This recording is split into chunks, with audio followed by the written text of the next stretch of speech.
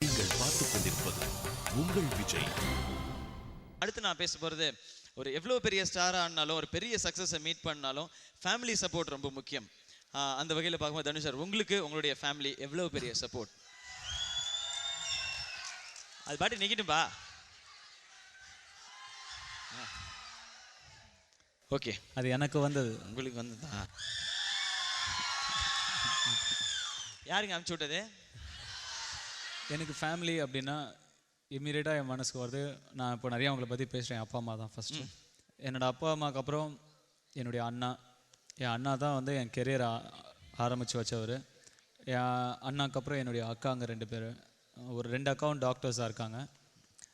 விமலா கீதா, கார்த்திகா தேவி அவங்க பேர். அவங்க தான் இந்த இண்டஸ்ட்ரியில் இல்லாத 2 பேர் அவங்க தான் நினைக்கிறேன். ஓகே. ஸோ நான் எனக்கு அமைச்சுக்கிட்ட ஃபேமிலி ஐஸ்வர்யா. சாதிக்கணுங்கிற வெறி நிறையா இருக்கிற ஒரு பெண். அவங்க அப்பா சூப்பர் ஸ்டாராக இருந்தாலும் அவங்க அப்பா எனக்கு தெரியும், அவங்க அப்பாவே வந்து 2-3 வாட்டி கூப்பிட்டு நான் பண்ணுறேன் உனக்கு அப்படின்னு சொல்லியிருக்காரு. ஓகே. ஆனால் இவங்க இல்லை, நீங்கள் எனக்கு பண்ண வேணாம், நானே பண்ணிக்கிறேன் அப்படின்னு சொன்னப்போ நான் இருந்தேன். அந்த இடத்துல அவங்க சொல்லும்போது நான் இருந்தேன். நான் வந்து இதுக்கப்புறம் அவங்க இந்த படம் நல்லா வந்திருக்கு, நல்லபடியாக ஓடலாம், அது மக்கள் கையில் இருக்குது. அதுக்கப்புறம் இவங்க எந்த உயரத்துக்கு போனாலும் நான் அவங்கள நினச்சி பெருமைப்படுற ஒரே நிமிஷம் அதுவாக தான் இருக்கும். இது நடந்து ஒரு 3.5 வருஷம் மேலே இருக்கும். செல்வராகவன் வந்து அப்போ 1000ல் ஒருவன் படம் எடுத்துகிட்டு இருந்தார். அங்கே போய் அசிஸ்டன்ட் டைரக்டராக சேர்ந்தாங்க. அசிஸ்டன்ட் டைரக்டராக சேர்ந்து எனக்கு தெரியும் டெய்லி அவங்க வந்து நடந்து தான் போகணும், அங்கே போய் வேலை செய்யணும், அசிஸ்டன்ட் டைரக்டராக வேலை செய்யணும். ஒரு நாள் செல்வா லேட்டாக வந்தாங்கன்னு வெளியே நிற்க வச்சிட்டார் செட்டுக்கு வெளில. காலையில் 8:45 சாயங்காலம் 6 மணி வரைக்கும் வெளியே நின்றுட்டு இருந்தாங்க. யார் அது? சூப்பர் ஸ்டார் பொண்ணு.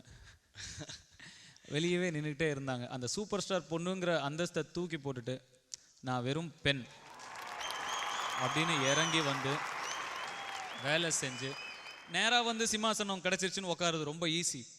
ஆனால் அங்கே வர்றதுக்கு என்னெல்லாம் தெரிஞ்சுக்கணும்னு விஷயம் இருக்குது. ஸோ நான் வந்து நேராக போய் உட்கார மாட்டேன், கீழே இருந்து ஆரம்பித்து என்னெல்லாம் விஷயத்தை தெரிஞ்சுக்கிறேன். நாளைக்கு என்னை வந்து நான் டைரக்டர் ஆனால் யாராவது எனக்கு கேள்வி கேட்டால் எனக்கு தெரியணும் நான் என்ன பதில் அதுக்குன்னு. தெரியாமல் நான் இருந்தேன்னா நான் வாழ்க்கை ஃபுல்லாக சூப்பர் ஸ்டார் பொண்ணாக தான் இருப்பேன். நான் ஐஸ்வர்யான்னு தனியாக எனக்குன்னு ஒரு பேர் சம்பாதிச்சுக்கணும்னு ஆசைப்பட்றேன் அப்படின்னு அவங்க வந்து தனியாக வெளில வந்து போராடினாங்க. அண்டு இதுதான் என்னுடைய மனைவியை நினைத்து நான் பெருமைப்படும் முதல் விஷயம், நான் எனக்கு அமைச்சுக்கிட்ட ஃபேமிலி. ஓகே. அண்ட் ஐஸ்வர்யா ரொம்ப கோவக்காரங்க. நல்லது சொல்லிட்டோம், இதுவும் சொல்லணும். ஓகே. சூப்பராக சமைப்பாங்க. ஆனால் கல்யாணம் ஆனது இது வரைக்கும் 3 வாட்டி தான் எனக்கு சமைச்சிருக்காங்க. அது ஏன்னு இன்னைக்கு இதுக்கும் ஃபஸ்ட் டைம் சமைக்கும் போது நான் வளையல்லாம் வாங்கிட்டு வந்து போட்டேன். எவ்வளோ ஸ்வீட் ஹஸ்பண்ட் நான். இருக்கிற லேடிஸ்லாம் ஒத்துப்பாங்க, ஆமாம் தானேங்க ஸ்வீட் தானே, ஆமாம் இல்லை ஏதாவது தலையாட்டு.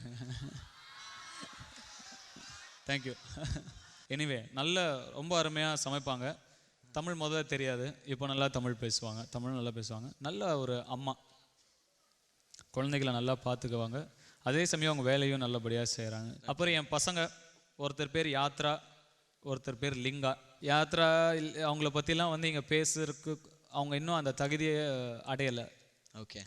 அவங்களுக்கு ஏதாவது வேணும், ஒரு ஃபோட்டோ அவங்களது பத்திரிக்கையில் வரணுன்னாலோ, ஒரு மேடையில் அவங்கள பற்றி பேசணுன்னாலோ அதை அவங்க சம்பாதிக்கணும். இன்னார் பையன் இன்னார் பேரன் அப்படிங்கிறதுக்காக நேரடியாக அந்த புகழோ அந்த பெருமையோ கிடைக்கிறதுக்கு நான் விட மாட்டேன். ஓகே. அவங்க சம்பாதிக்கட்டும், கஷ்டப்பட்டு அந்த பேர் சம்பாரித்து இந்த மேடையில் நின்னாங்கன்னா நான் அங்கே உட்காந்து கைத்தட்ட போகிறேன், முடிஞ்சு போச்சு, ஃபினிஷ். அதனால் என்னுடைய பசங்க பேரை சொல்கிறத தவிர என் பசங்களை பற்றி வேறு எதுவும் நான் பேச விரும்பல. Okay, thank you so much Dhanush sir. And அழகாக தெரிஞ்சிட்டோம். அடுத்து நாம் தெரிஞ்சுக்க போகிறது ரொம்ப இன்ட்ரெஸ்டிங்கான ஒருத்தரை பற்றி. இவரை வந்து நம்ம ஸ்க்ரீனில் பார்க்கும்போதெல்லாம் பிரமிச்சு போய் தான் இருந்திருக்கோம், உறைஞ்சி போயிருந்திருக்கோம். அண்ட் உறைஞ்சி போகாத டைமில் நம்ம என்ன பண்ணியிருப்போம்னா கை தட்டியிருப்போம், விசில் அடிச்சிருப்போம், டிக்கெட் கழிச்சு போட்டிருப்போம். So super star Rajinikanth sir பற்றி தான் இப்போ நான் உங்கள்கிட்ட கேட்க போகிறேன். அண்ட் உங்களுக்கு அது ஒரு பெரிய சுமையாக கூட இருக்கலாம், ஒரு இவ்வளவு பெரிய ஒரு சூப்பர் ஸ்டார் அண்ட் அவருடைய பொண்ணாக இருக்கும் பொழுது அவருக்கு நீங்கள் பெருமை சேர்க்கணுன்றது ஒவ்வொரு பாயிண்ட்லேயும் உங்கள் லைஃப்பில் உங்களுக்கு தோணிகிட்டே இருந்திருக்கும். அந்த வகையில் உங்களுடைய ஃபேமிலி சப்போர்ட் உங்களுக்கு எப்படி இப்போ நீங்கள் ஒரு இயக்குனராக மாறிட்டு இருக்கிற காலகட்டத்தில்? அப்பா வந்து is more like a friend, guide. அவர் ஒரு நாள் கூட வந்து இதை பண்ணு அதை பண்ணாத அப்படின்னு சொல்கிற ஆள் கிடையாது. அவர் எப்படின்னா நமக்கு இதுதான் நான் நினைக்கிறேன், இதுதான் கரெக்ட், பட் அதுக்கப்புறம் உன்னோட இஷ்டம். லைஃப்பில் எப்பவுமே வந்து நம்ம டிசிஷன்ஸை நம்மளே எடுக்கிறதுக்கு சொல்லி கொடுத்தாங்க எங்களுக்கு. வீடியோஸில் நிறைய பார்த்துருப்பீங்க அண்ட் எல்லாருமே கொலவெறியோட வேற வேற வேற வேற வெர்ஷன் பார்த்துருக்கீங்க. இங்கே 2 பேர் வரப்போகிறாங்க. நீங்கள் வந்து கொலவெறியோட Carnatic version.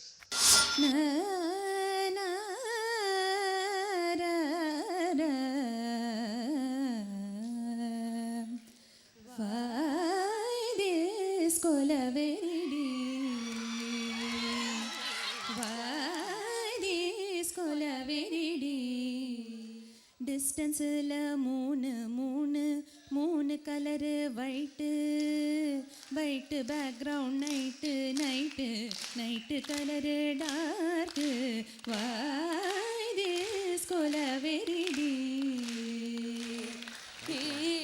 White skin call heart block ice meet my future dark voice Kolaveri Di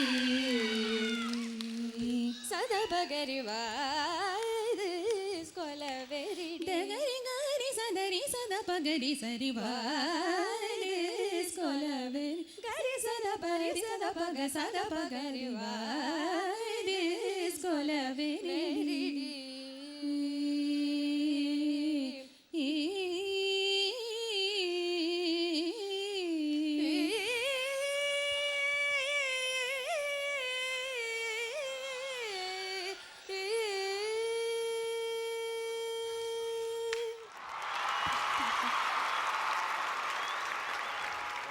and இந்த பாட்டு எப்படி இருந்தது தனுஷ் சார்?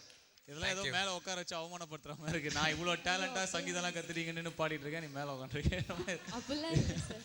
ரொம்ப பயங்கரமாக பாடினீங்க. Thank you sir. Thank you. And Aishwarya ma'am, பேசிக்காகவே கர்நாடிக் பாடுறது ரொம்ப கஷ்டம். அதுவும் இந்த பாட்டை கர்நாடிக்கில் பாடுறது வந்து ரொம்ப ரொம்ப கஷ்டமான விஷயம். Really well done. Why this color very